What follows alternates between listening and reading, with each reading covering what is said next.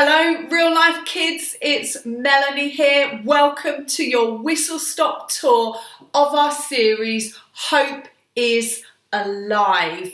Whenever you hear this noise, you know that we're stopping to take a little look at one of the characters from the last 4 weeks. All we're doing this week is taking a little look back at what we have learned already on our journey so far. So you should expect in this video a game to play. I hope you have lots of fun. You can play that inside or outside. You'll be learning the signs with Matt. You'll be listening to a reading with Stuart. You'll have some teaching time with me. You then get to press play on the Song of Hope. We normally play this while we're at the table making our craft. And then you're going to have your table time. For your table time this week, you are making a train sandwich to enjoy for your lunch, and then you're back with me for keeping hope alive. Now, I don't know how you feel about trains, real life kids. I love trains, love jumping on a train and going on a little adventure, love the noise they make, love the fun that you can have. When the boys were little, I used to love bundling them on a train and nipping across to Birmingham or Lichfield, getting out. At Lichfield, we go and feed the ducks. In Birmingham, we'd maybe go and get a cake and a drink and then jump back on the train and come home. And I used to love tipping out the box of train track and making the biggest train track we could with all the pieces that we have, using all the tunnels and the bridges and making sure every single train got to have a go on our track. Maybe this afternoon you might want to find your train track and get it out. I know that some of you might feel like, oh, I'm a bit too old for that, but trust me, it is so much fun building a train track, and you can set yourself the challenge of using every piece of track that you own. So enjoy today, enjoy the teaching, and I will see you at the next stop. Hi, I'm Levi. And I'm Asher. And today, Levi and Asher are going to help me with a game that we've called Stop, Go, Jump, Hop, Run. So basically, when I say stop, you stop. When I say go, you start walking. When I say jump, you jump. And when I say hop, you hop. And when I say run, you run. Okay, so stop, go, jump,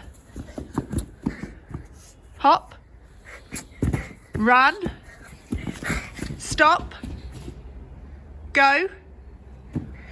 Okay, come back to me, boys. Now that's fairly okay. So if you're in early years or you're in school years 1 to 3, you might just want to play that several times and see if you can catch each other out. So see if you can, when you say stop, they're still hopping or running or jumping. Now, these have all got a number next to them, boys. So stop is 1, go is 2, jump is 3, hop is 4, run is 5. So stop is 1. So if I say 1, you stop. If I say 2, you go. If I say 3, you jump. If I say 4, you hop. And if I say 5, you run. So let's try this. What about 3? Yeah, what about 5? Yeah, what about 1? Oh yeah, good job. What about 3? What about 5? What about 1? Now, I thought, real life youth, that you could perhaps give each other a WhatsApp call or a Zoom call and play this over Zoom or WhatsApp and see if you can catch anyone out. So you can shout something like jump and then 2, which is go. Enjoy yourself with this. It's called Stop, Go, Jump, Hop, Run. Bye-bye. Bye. Hope is alive. Hello real life kids and youth, Stuart here, and I'm going to be doing your reading today. It's taken from Matthew 12, 18 to 21. It says, "Look at my servant Jesus, whom I have chosen. He is my most loved, who pleases me. I will put my spirit upon him.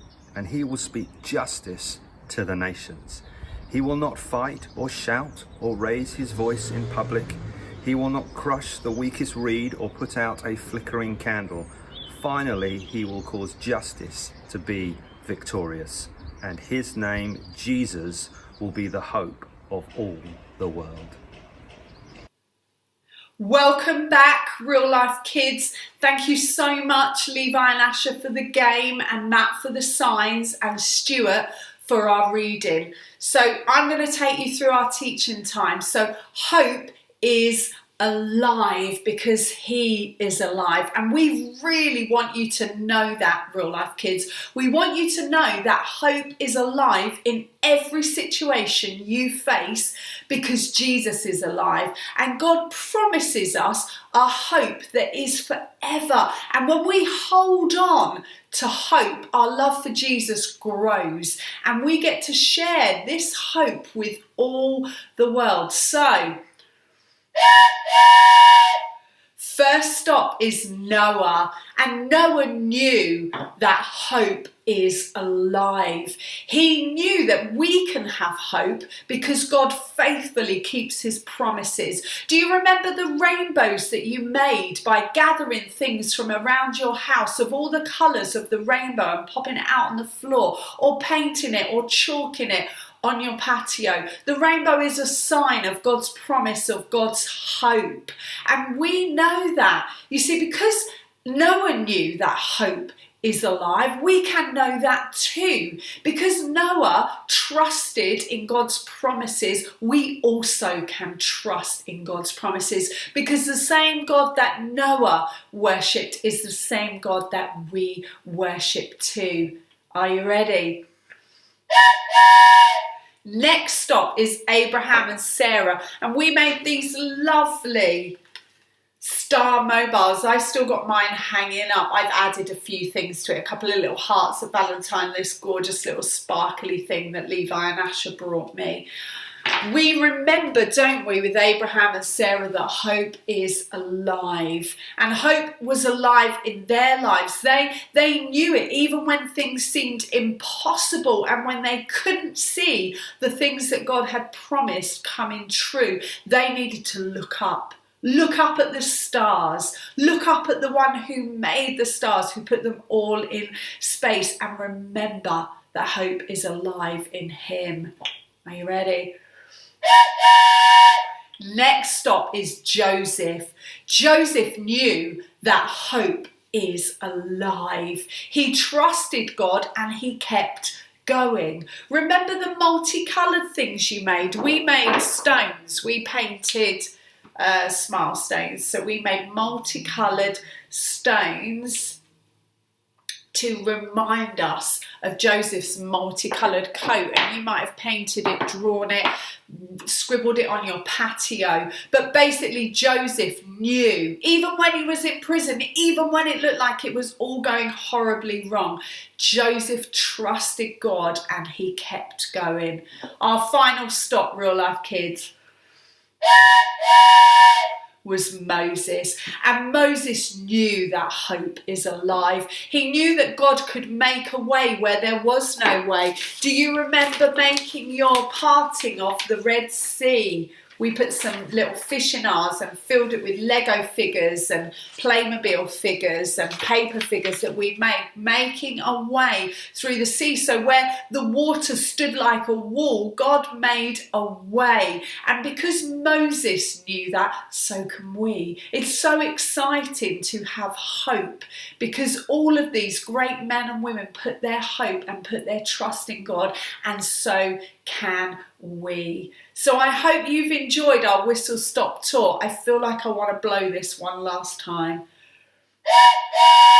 We've looked at Noah, we've looked at Abraham and Sarah, we've looked at Joseph, we've looked at Moses, and what we have learnt from their stories is that hope is alive because he is alive.